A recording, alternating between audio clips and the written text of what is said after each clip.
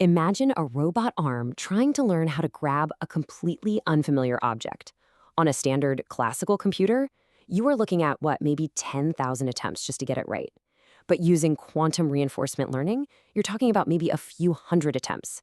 Higher accuracy, far better generalization to objects it has literally never seen before. Welcome to The Explainer. I'm Marcus. And I'm Maya. And this isn't just a software upgrade we're talking about today. This is a fundamental shift in the entire category of robotic learning.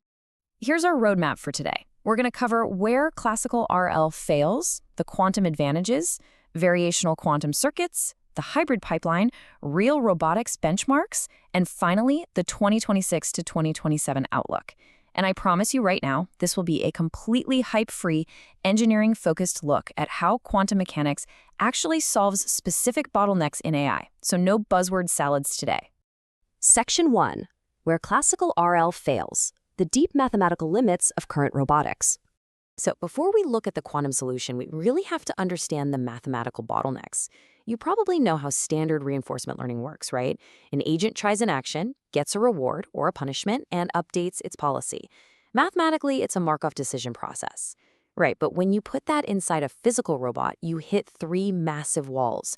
First up is the curse of dimensionality. Exactly, because as a robot's state and action spaces grow, think about the 28 degrees of freedom on a Tesla Optimus, the amount of data you need grows exponentially. Exploring that massive space is just computationally brutal for classical hardware. Which brings us to the second wall, the exploration versus exploitation trade-off. An agent constantly has to balance trying new random things against just doing what it already knows works. If it gets that balance wrong, it just gets stuck on mediocre strategies forever. Which then directly leads to the third wall, slow convergence. It takes millions of simulated episodes to learn a single task. So the math works perfectly in simulation but completely fails when it hits real-world friction, the dreaded sim-to-real gap. And that right there is exactly why it takes 10,000 tries just to pick up a coffee cup. Section 2. The quantum advantages explained, solving the mathematical bottlenecks. Let's look at how we actually solve these bottlenecks using quantum mechanics. And to be clear, we're using this as an exact engineering tool, not mystical science fiction. Starting with superposition. A classical bit is a 0 or a 1, but a quantum bit, or qubit, can be 0 and 1 simultaneously. Mathematically, it's a vector in a two-dimensional complex space. Okay, but to put that into perspective, with just 300 qubits, we have a state space larger than the number of atoms in the observable universe. That's exactly right. You get exponential representational power absolutely for free. You can encode massive policies that classical neural networks would need millions more parameters to even try to match. Next up, we have entanglement. Classical models really struggle to learn relationships between distant variables in a state graph. It's incredibly hard for them to figure out that an action you take in state A depends heavily on a completely distant state B, because classical networks have to map those relationships layer by painstaking layer, right? It's so slow, right? But when qubits are entangled, measuring one instantly tells you about the other. So this allows the quantum policy to natively encode those long-range dependencies right from the jump. And this has a profound effect on exploration. Quantum parallelism, using algorithms like Grover's search, basically evaluates candidate action sequences in parallel. That gives us a quadratic speedup. So 1,000,000 classical tries reduces down to just 1,000. 10,000 tries drops to 100. That's a huge leap. But wait, Marcus, aren't current quantum computers really noisy? Like, isn't that the whole NISQ era problem? It is.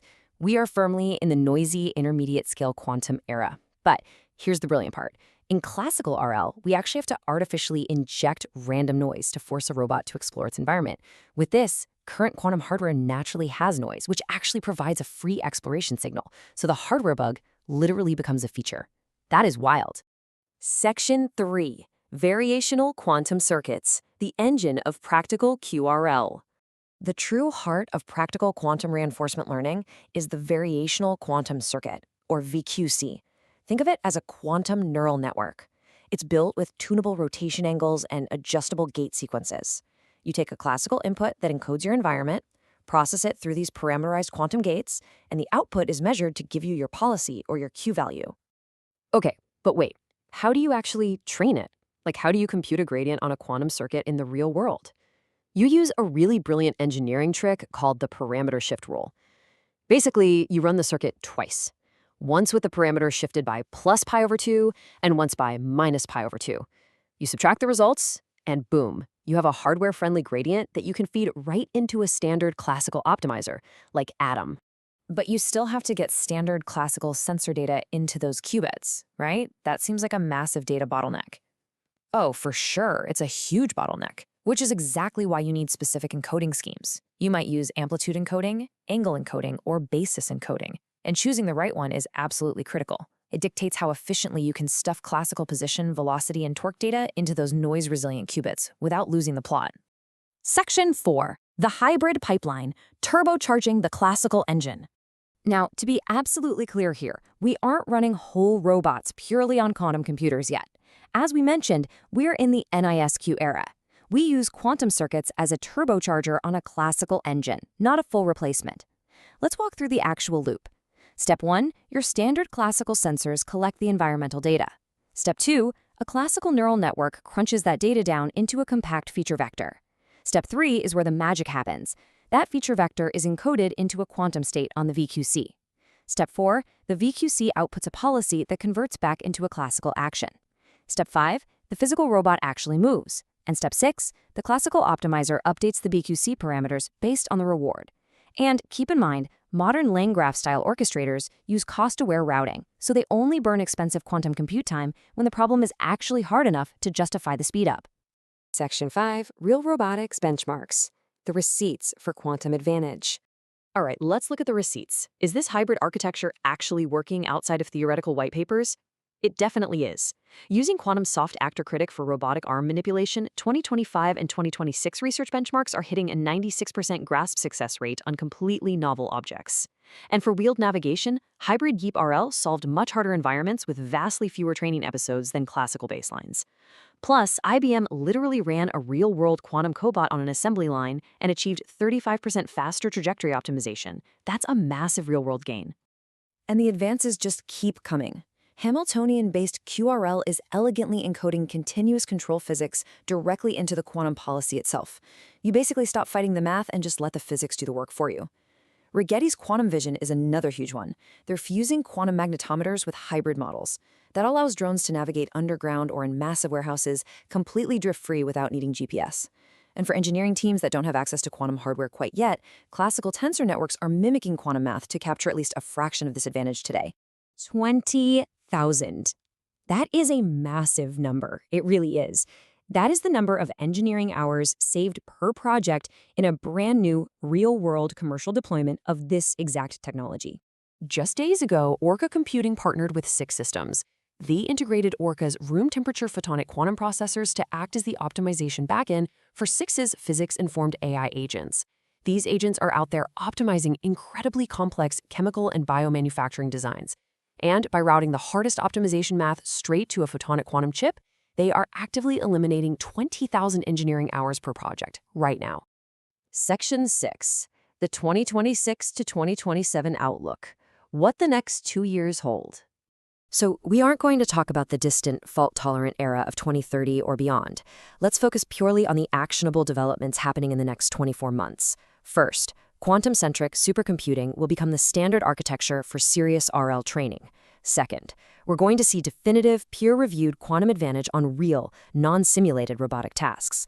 And third, a really tight convergence with the broader physical AI stack. Simulation environments like NVIDIA GRDOT, physical robotic bodies like Tesla Optimus, and reasoning layers from Anthropic will all weave together. And quantum processors will be right there handling the high-dimensional policy search. The best part is, you don't even have to wait to get involved. The academic infrastructure is absolutely exploding. Look at the upcoming Quantum Network Reinforcement Learning Workshop at WCI 2026.